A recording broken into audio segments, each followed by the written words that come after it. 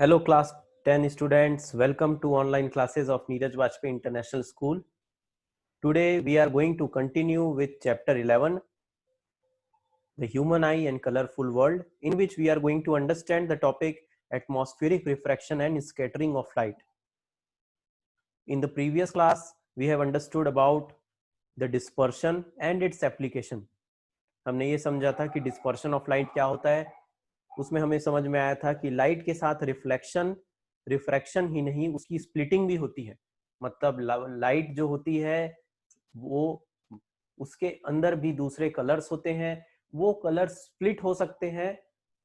जैसे कि सनलाइट जो कि व्हाइट होती है, तो उसे स्प्लिट करके हमने देखा था कि 7 कलर्स बन गए थे.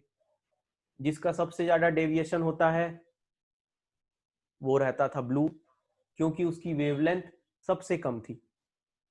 और जिसका सबसे कम डेविएशन होता है वो था रेड, जिसका सबसे लंबा सबसे ज्यादा वेवलेंथ था. तो आज हम लोग दो और फिनोमिना को समझने वाले हैं जो लाइट के साथ होता है, that is atmospheric refraction and it's scattering of light. So let us start with first atmospheric refraction.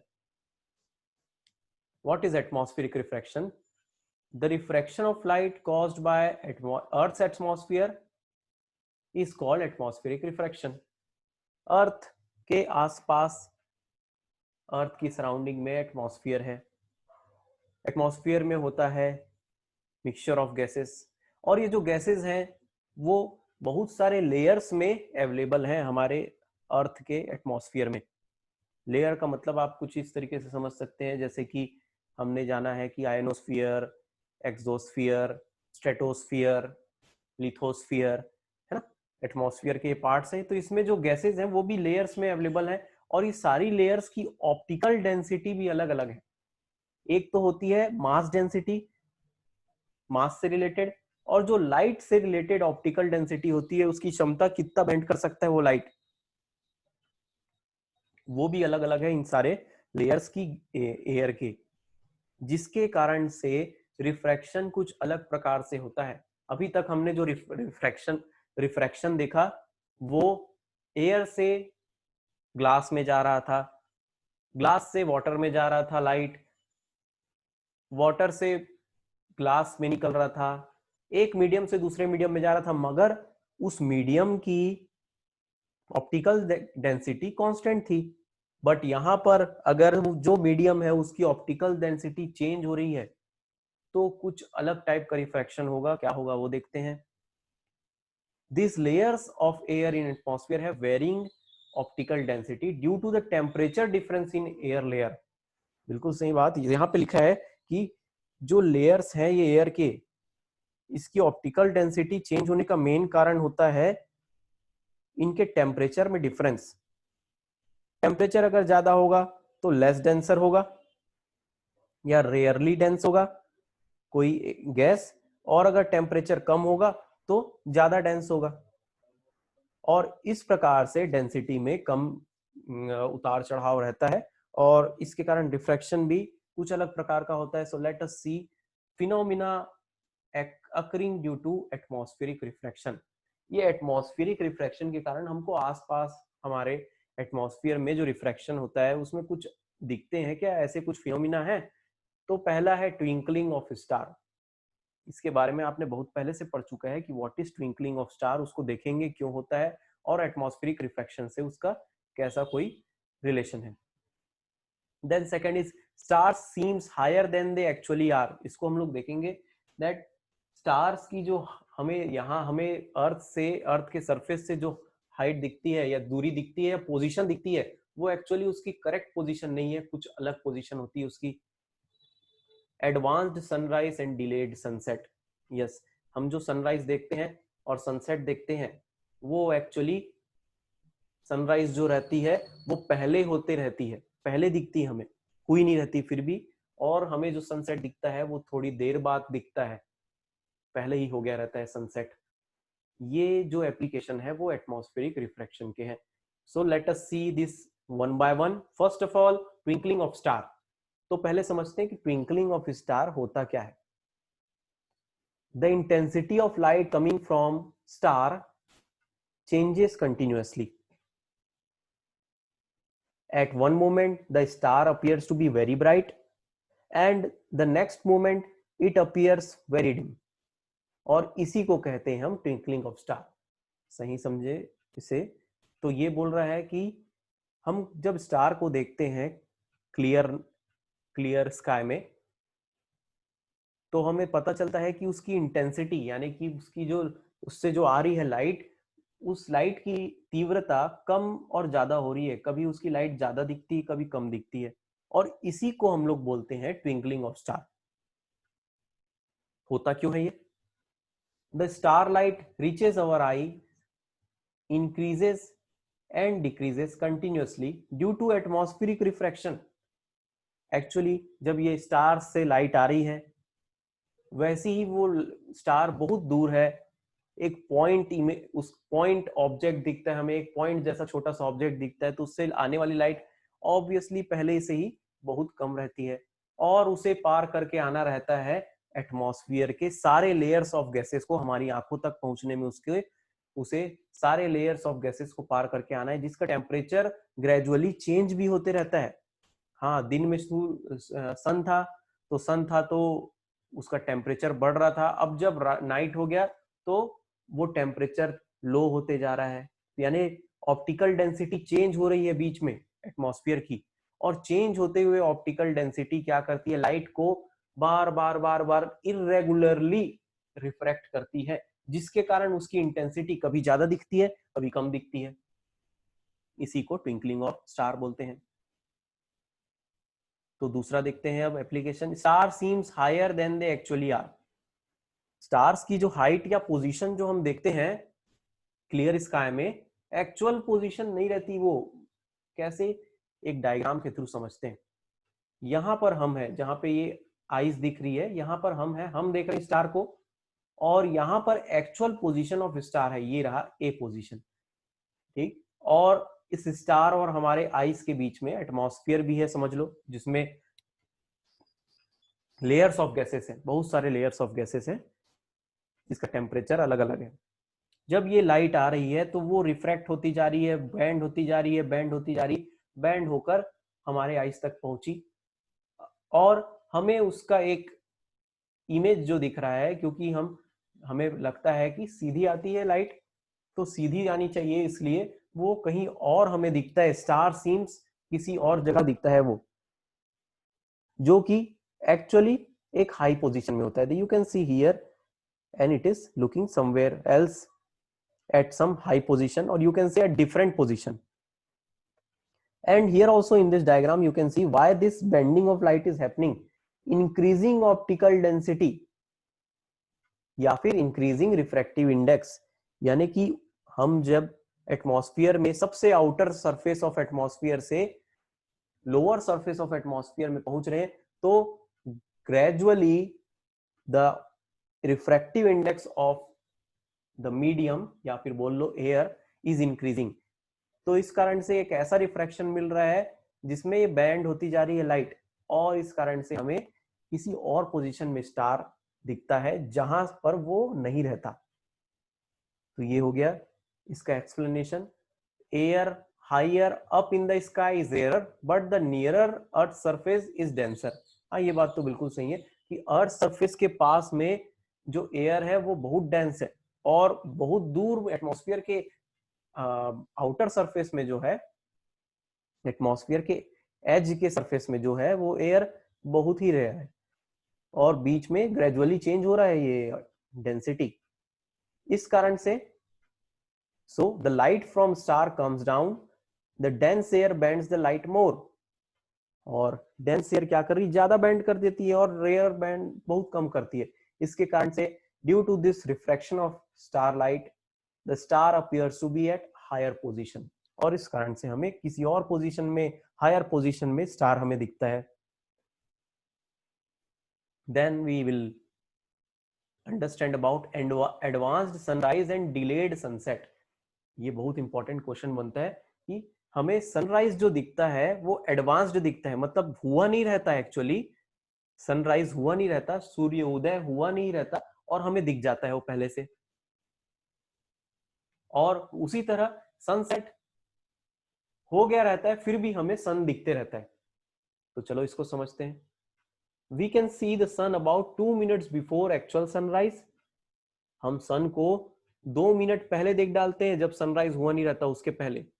And 2 minutes after the actual sunset, मतलब हम सन को सनसेट हो गया रहता है वो हॉरिजन में। हॉरिजन मतलब समझते हैं आप, जहां पर हमें दिखता है कि वहां पर जमीन खत्म हो रही है, जहां पे सूरज डूब रहा है, उसको हम लोग हॉरिजन बोलते हैं। वो हॉरिजन के नीचे चले गया रहता है सन, फिर भी हमें 2 मिनट तक दिखते रहता है। इसे हम कहते हैं एडवांस सनराइज और एडवांस सनसेट। क्यों होता है ये देखते हैं। During sunrise and sunset the sun is below horizon. जब सनराइज या सनसेट दोनों समय में सन, सूर्य जो है वो क्षितिज यानी कि हॉरिजन के नीचे ही होता है, मतलब वो एक्चुअली हमें दिखना नहीं चाहिए उस समय। But sunlight has to travel through different layers of air of varying optical densities.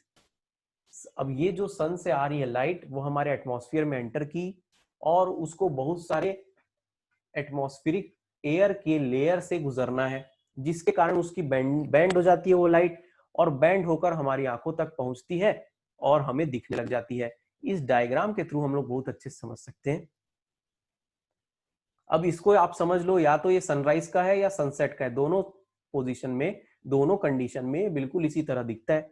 देखो क्या हो रहा है यहाँ पे, ये एक्चुअल पोजीशन है of sun just below the horizon. Horizon मतलब ये एक ऐसी लाइन है, समझ लो इसके नीचे अगर सन रहेगा तो हमको दिखेगा नहीं, क्योंकि यहाँ पर जमीन है, यहाँ पर जमीन हमारी पृथ्वी अर्थ है। यहाँ पे अर्थ, अर्थ के जो सरफेस है उसके उसके नीचे तरफ है हमारे लिए, ठीक है। शेडो बनना चाहिए हमारे लिए उसका, तो नहीं दिखना चाहिए था, मगर और यहाँ पे हम है आईज हमारी। अब इसकी जो लाइट आ रही है वो एटमॉस्फेयर के एयर से रिफ्रैक्ट हो रही है। देखो कैसे टाइप का रिफ्रैक्शन, रिफ्रैक्शन में हमने देखा था स्ट्रेट लाइन मिलती थी, मगर यहाँ पर एक मुड़ी हुई लाइन दिख रही है। क्यों? क्योंकि बहुत सारी लेयर ऑफ गैसेस है, लेयर ऑफ एयर है जो उसको रिफ्रैक्ट कर रही है, और एक प्रकार से लगातार रिफ्रैक्शन हो रहा है। So it reaches our eye, how it reaches where it should not have reached. ये ऐसी जगह पहुंच गई, इसको सीधा चले जाना था ऐसा, ये लाइट रे को बिल्कुल ऐसा चले जाना था, क्योंकि यहाँ पे हमारे लिए तो अर्थ का शेडो बनता, मगर ये सीधे ना जाकर बैंड हो गई एटमॉस्फेयर के एयर के कारण, हमारी आंखों तक पहुंच गई, और हमें ऐसा लगा कि ये सन यहाँ पर है। एक्चुअली ये यहाँ पर नहीं है, मगर हमारी इस लाइट के बैंड होने के कारण हमको सन यहाँ पे दिख रहा है। देखो the sun appears to be above horizon before time, जब नहीं होना था तो उसके पहले दिख गया, just because of atmospheric reflection. It happens in the case of sunrise as well as in sunset. तो कैसे लिखेंगे इसको? लिखने का तरीका यही होगा कि during sunrise and sunset the sun has to travel, the sunlight has to travel different layers of varying optical densities, जिसके कारण ये बैंड हो जाती है और हमारी आंखों तक पहुंच जाती है, उससे पहले कि जब इसे पहुंचना चाहिए था। So now let us move to the next phenomena which is scattering of light. तो हमने यहाँ पे अभी पढ़ लिया, अभी तक हमने पढ़ लिया कि एटमॉस्फेरिक रिफ्रैक्शन में कौन कौन से उसके एप्लीकेशन थे। तो पहले क्या था हमारा? पहला था, सबसे पहले हमने देखा कि कैसे ट्विंकलिंग ऑफ स्टार होता है। फिर उसके बाद हमने देखा कि advance sunrise and advance sunset कैसे होता है, और हमने ये भी देखा कि star seems higher than they actually are. और अब हम लोग आगे बढ़ते हैं the next phenomena which is scattering of light. बहुत ही इंटरेस्टिंग टॉपिक है scattering of light. What is scattering of light? First of all, scattering of light means to throw light in various random direction. Scattering of light, obviously आप scattering से समझ सकते हो कि light फैल जाए, फैल जाए उसको हम लोग स्कैटरिंग बोलेंगे। किसी भी डायरेक्शन में सीधी जानी चाहिए थी लाइट को, लाइट की रे को सीधी जानी चाहिए थी, बीच में कुछ ऐसा आ जाता है जिस कारण से उसे टकरा कर फैल जाती है लाइट। ऐसा कुछ हो सकता है क्या? Yes, it can happen when light is scattered it falls on various type of suspended particle. कुछ बहुत ही छोटे छोटे पार्टिकल होते हैं एयर में, एटमॉस्फेयर में ही होते हैं, जो हमें अपनी खुली आंखों से ना दिखे, ना बंद आंखों से दिखेंगे ना खुली आंखों से, but this we can not see from our eyes, but it is available. These are the small particle, dust particle you can say, or the molecules of air you can say, water droplets, छोटे छोटे, ये सब क्या करते हैं, light से टकराते हैं और लाइट को बिखरा देते हैं, जिसके कारण हम बोलते हैं उसे स्कैटर हो गई लाइट। इससे क्या होता होगा, इससे बहुत ही बड़े बड़े फिनोमिना होते हैं, देखते हैं हम क्या होता है। ये है light incident ray of light, और ये पार्टिकल बहुत ही छोटा पार्टिकल है, एटमॉस्फेयर का ये हो सकता है, कोई डस्ट पार्टिकल भी हो, कोई एयर का मॉलिक्यूल भी हो, या फिर वाटर मॉलिक्यूल हो हवा में जो है। सो इससे टकरा कर ये बिखर गई, देखो कैसे बिखर गई हर दिशा में, इसको हम लोग स्कैटरिंग ऑफ लाइट बोलते हैं। और अच्छे से इसके बारे में समझते हैं हम। चलिए अब देखते हैं कि इसके एप्लीकेशन क्या क्या है, इसके एप्लीकेशन क्या क्या है, will understand about it. See about the application of scattering of light, first of all we'll see what is Tyndall effect. आपने ये टिंडल इफेक्ट केमिस्ट्री में क्लास 9 में पढ़ चुके हैं, but let us understand it on the concept of physics. हम physics में देखते हैं कि कैसे ये टिंडल इफेक्ट काम करेगा। The colour of sky is blue, हम सब जानते हैं कि स्काई का कलर ब्लू होता है। क्यों होता है ये blue colour? Actually blue colour नहीं होना चाहिए, क्योंकि हम जैसे ही अर्थ के एटमॉस्फेयर से बाहर निकलते हैं स्काई का कलर ब्लैक रहता है। स्काई वहां पर मतलब कहीं भी देखें हमको ब्लैक कलर दिखेगा, मगर ये ब्लू क्यों दिख रहा है यहाँ पे? The colour of sun in sunrise and sunset is red. जब सनराइज और सनसेट होता है तब हमें सन रेड क्यों दिखता है? ये सब का आंसर हमें मिलने वाला है स्कैटरिंग ऑफ लाइट के थ्रू। सबसे पहले पढ़ते हैं what is Tyndall effect. So from this diagram or from this figure you can see what is happening here. This is called example of Tyndall effect. बहुत ही गहरे घने जंगल में हमने देखा है कि जब सनलाइट आती है तो अक्सर वो कुछ इस प्रकार से फैलती हुई दिखती है। सनलाइट को ऐसे फैलना नहीं चाहिए, because we already know that light travels in straight line, सीधी दिशा में चलती है लाइट। वो ऐसे बैंड तभी होगी जब कोई इफेक्ट हो रहा वहां पे और कुछ हो रहा। So see what is happening here, actually इस घने जंगल में ऐसी जगह में वाटर ड्रॉपलेट्स और डस्ट पार्टिकल भी बहुत सारे होते हैं, जिसके कारण से जो सनलाइट आ रही है वो जब इनसे टकराती है तो फैलती जाती है। फैलते फैलते फैलते फैलते वो अपनी सीधी डायरेक्शन से फैलकर एक फैलते हुए डायरेक्शन में, कोनिकल डायरेक्शन में फैलती है, और कुछ इस तरीके से हमें दिखता है वो। अगर आप इसका एग्जाम्पल अपने घर में भी देखना चाहते हैं तो आप देख सकते हैं कि एक छोटा सा होल हो कहीं विंडो में, और वहां से लाइट आ रही हो, वहां उस होल से लाइट आ रही हो कमरे के अंदर, अंधेरे कमरे में, तो वो जो लाइट है उसकी जो ट्रेवल होने वाली जो आपको रेज है, पाथ है, वो दिखने लगेगा। और वो ऐसा लगेगा कि वो छोटे सा होल कितना छोटा है, मगर उसका जब आपको जमीन में कहीं पर वो उसकी सनलाइट है वो काफी बड़ी दिखेगी। Why it is happening? It is happening because of the dust particle जो रूम में अवेलेबल है वो सनलाइट से टकरा रहे हैं, सॉरी सनलाइट उनसे टकरा रही है और सनलाइट स्कैटर होते जा रही है। स्कैटर हो रही है तो क्या है, उसका दायरा बढ़ते जा रहा है, उसका दायरा बढ़ रहा है, वो अपने अपने रेंज को वाइड स्प्रेड कर रही है और बड़ी होते जा रही है।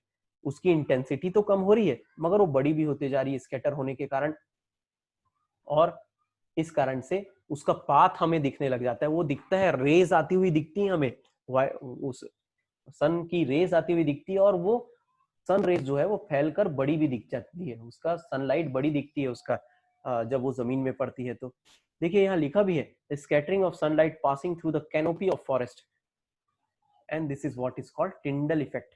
ये टिंडल जो था एक एक्चुअली साइंटिस्ट का नाम था। So how we can explain Tyndall effect?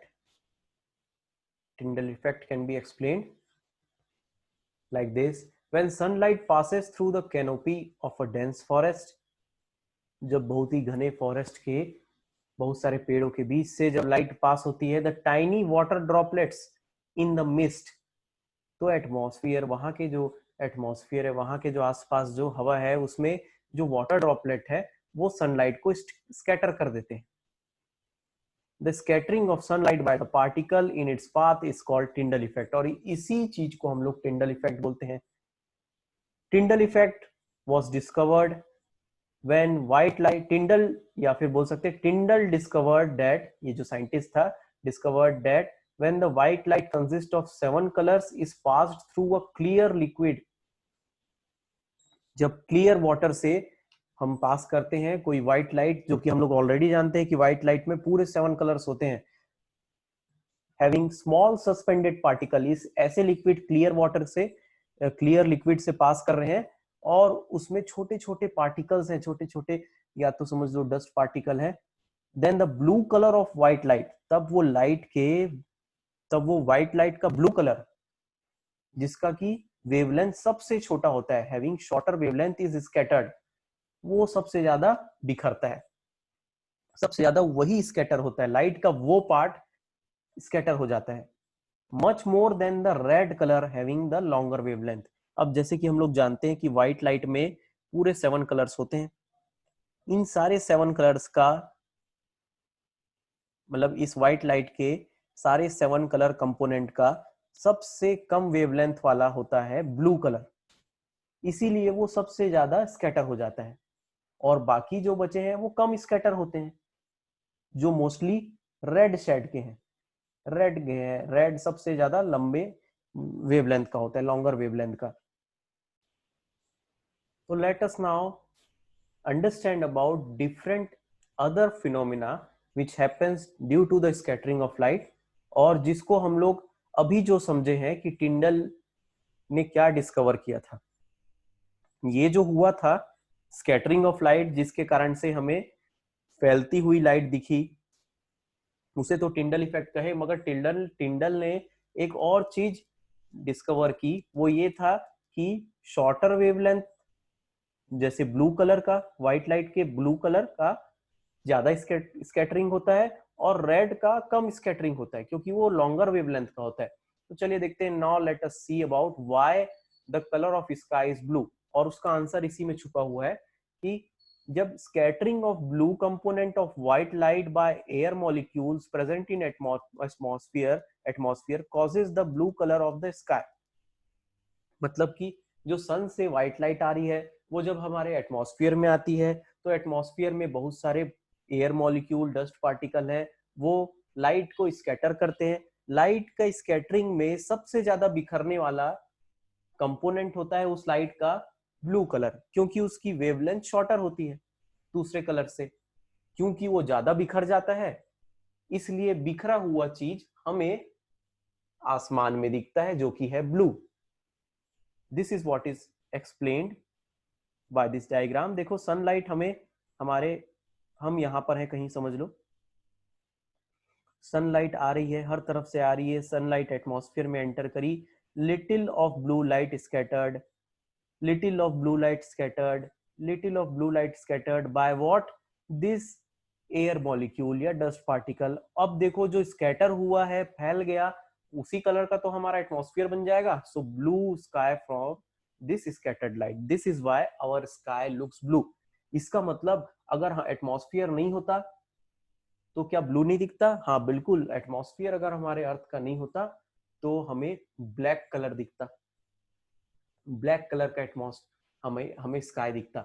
और मून में यही होता है, मून में यही होता है, दिन रहे चाहे रात, हमें स्काई काला ही दिखेगा, ब्लैक ही दिखेगा, क्योंकि वहां पर एटमॉस्फेयर नहीं है. जब सन रेज आती है दिन में भी, अगर हम लोग स्काई में देखेंगे, मून में स्काई में देखेंगे, तो दिन में भी हमें सन दिखते रहेगा, मगर आसमान हमें ब्लैक दिखेगा. क्यों? क्योंकि कोई एटमॉस्फेयर ही नहीं है, कोई स्कैटरिंग ऑफ लाइट ही नहीं हो रही है, डायरेक्ट सनलाइट हमारे आंखों तक पहुंच रही है. सनलाइट व्हाइट स्पॉट टाइप का दिखेगा, बड़ा सा सन दिखेगा हमें, मगर स्काई ब्लैक दिखते रहेगा, जैसा कि अर्थ में नहीं होता, क्योंकि वो सनलाइट को स्कैटर करके स्काई को ब्लू दिखाने लगता है. So now let us move to the next application of scattering of light. Why is sun in sunrise and sunset looks red? Sunrise और सनसेट के समय में सन क्यों लाल दिखता है, रेड क्यों दिखता है? एक डायग्राम के थ्रू बहुत आसानी से समझते हैं। हम यहाँ पर हैं हम। जब हम लोग सनराइज, इधर सनराइज हो रहा है देखे तो हमें मालूम है कि ये हॉरिजन में है, ये हॉरिजन में है। हॉरिजन में क्या होता है, सबसे ज्यादा दूर होता है हमसे सन कंपैरिजन टू अदर पोजीशन। तो जब सबसे ज्यादा दूर होता है तो उसको सबसे ज्यादा एटमॉस्फेरिक एयर को पार करके हमारे आंखों तक आना रहता है। सबसे ज्यादा एटमॉस्फेरिक एयर को पार कर रहा है तो स्कैटर भी सबसे ज्यादा होगा। और सबसे ज्यादा स्कैटर क्या होगा? ऑफ कोर्स वो कंपोनेंट ऑफ लाइट होगा जो शॉर्टर वेवलेंथ का, यानी ब्लू सबसे ज्यादा स्कैटर हो जाएगा। स्कैटर हो गया, आसमान नीला तो दिख रहा है, अभी समझ लिए, मगर जो सन है उसकी लाइट जो है वो स्कैटर हो गई, ब्लू कलर आपको नहीं दिखेगी। तो बचा हुआ जो कलर है जो स्कैटर नहीं हुआ है वो दिखेगा। और most of the time mainly red light reaches हमारी आंखों तक, रेड या रेड के शेड, ऑरेंज रेड इस तरीके का हमें दिखेगा। और इसीलिए सनसेट या सनराइज और सेम कंडीशन होती है, सेम होता है सनसेट के समय भी। उस समय भी हमारे आंखों तक सनराइज को, सनलाइट को पहुंचने के लिए एटमॉस्फेयर के बहुत सारे लेयर्स को और मॉलिक्यूल्स को पार करके आना पड़ता है हमारी आंखों तक। और फिर हमारी आंखों तक सिर्फ mainly red light reaches because of much larger distance. और मगर अगर जब हम नून में देखेंगे, मतलब आफ्टरनून या नून के समय हम देखेंगे, दोपहर में देखेंगे, तो उस समय ज्यादा distance in comparison to sunrise and sunset कम डिस्टेंस पार करना है उसे, तो शॉर्टर डिस्टेंस है।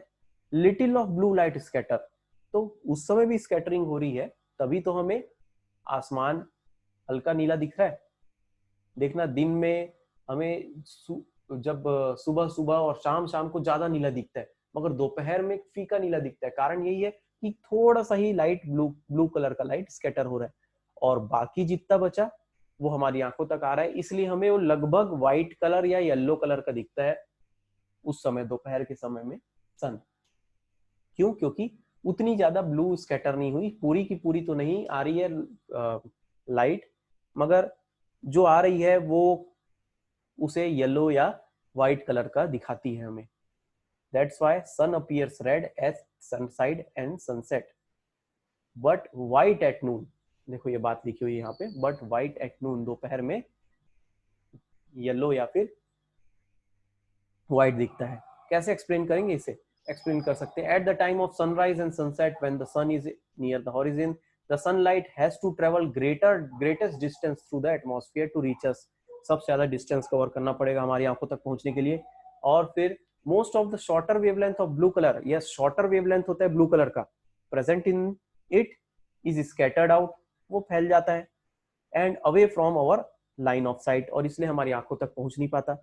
So the light reaching directly from the sun, rising sun or setting sun consist mainly of longer wavelength। तो जो हमारी आंखों तक पहुंच रहा है वो बचा कुचा है longer wavelength, जो कि रेड है, due to which sun appears red। और इसी के कारण हमें लाल दिखता है। जो दिख रहा है जब पहुंचा हमारी आंखों तक वैसा दिखेगा, रेड दिखता है। अब आपको ये क्वेश्चंस के आंसर देने हैं। First is the blue colour of sky is due to, क्या फिनोमिना हो रहा है जिसके कारण ब्लू कलर दिखता है स्काई? रिफ्रैक्शन ऑफ लाइट है, डिस्पर्शन ऑफ लाइट है, डिफ्रैक्शन ऑफ लाइट है, या स्कैटरिंग ऑफ लाइट है? Think about it. I think that you know the answer. Then let's move to the second question.